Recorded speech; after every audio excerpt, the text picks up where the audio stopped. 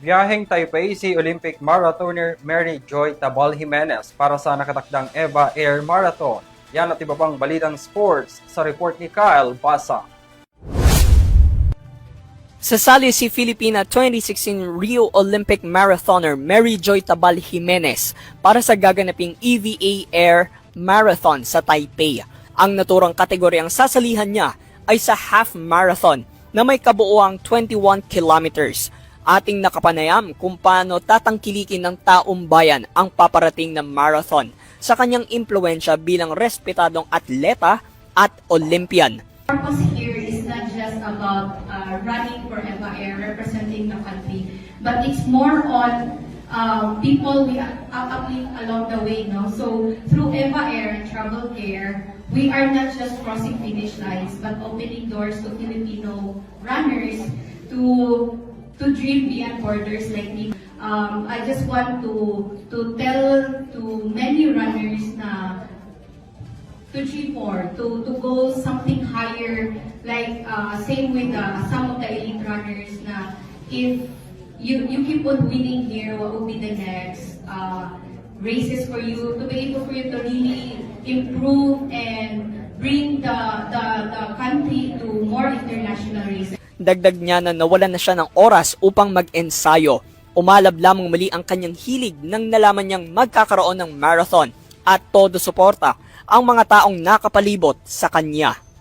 With the trust na binigay nila sa akin and the support that they're giving me, parang na ano ako ulit na may ano pa pala na gusto susuporta pa din pala talaga sila sa akin. So it gave me the joy again to run again. So they give me the joy of running again. Kasabay din sa ginanap na press con ang pag-anunsyo ng mga Pinoy runners na sasabak na sina Artjoy Torregosa, Prince Joey Lee na nagwagi bilang third overall placer nitong nakaraang EVA Air Marathon 2025.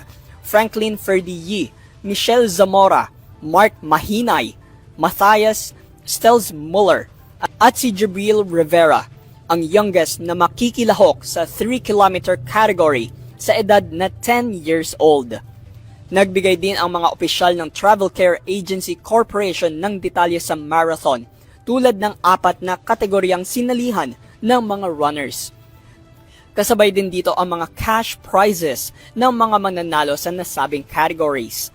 Ayon sa owner ng Travel Care na si Sunshine Lim, inaasahan niyang maraming Pilipino ang makakatungtong sa podium ng naturang marathon. That's a very good question. I am really looking forward na maraming mga placers who will be there in the international grand stage who will once again raise our Philippine flag with.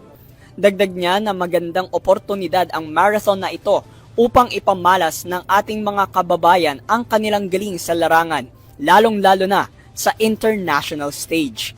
Kakataba ng puso, and then iba talaga kapag nandun ka sa international platform and looking at your fellow Filipino runner and marathoner na naging placer, no, side by side the international. Kasalukuyang 830 Filipino runners na ang makikilahok at available pa rin mag-register hanggang Marso 2026.